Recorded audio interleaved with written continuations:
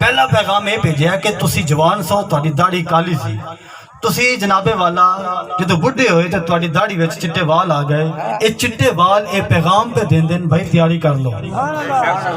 بولو تو صحیح سبحان اللہ بولو تو، جڑے بندے نے مرنا اونچی بولے سبحان اللہ۔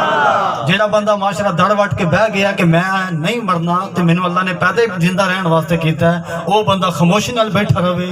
جڑا بندہ آندا ہے کہ میں مراں گا تے سرکار دے چہرے دی زیارت کراں گا، اونچی بولے جی سبحان اللہ۔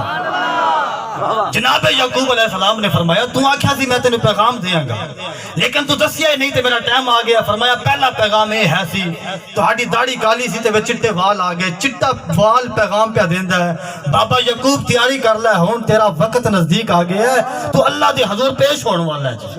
دوسرا میرا پیغام یہ ہے سی تیرا گوانڈی فلانا فوت ہویا سی، جی ہویا سی۔ اچھا او دے نال والا گھر والا ایک بابا فوت ہویا سی، جی ہویا سی۔ اے پچھلے گھر والا بھی ایک بندہ فوت ہویا سی، جی ہویا سی۔ تے فرمایا یہی تے میرا پیغام ہے، میں تیرے چار چفیرے پہ گھومنا، تیرا وقت بھی تے نزدیک ہے نا۔ بولو تے صحیح سبحان اللہ بولو۔ یعنی ہر بندے نو ہر وقت تیار رہنا چاہیے اللہ دے حضور پیش ہونے واسطے۔ لیکن جدو اسی عاشق رسول ہے نا، اسی تے موت تو ڈردے ہی کوئی نہیں، کیوں؟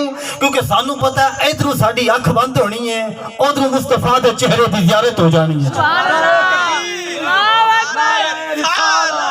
نعرہ تحقیق، نعرہ حیدری، شان مصطفیٰ۔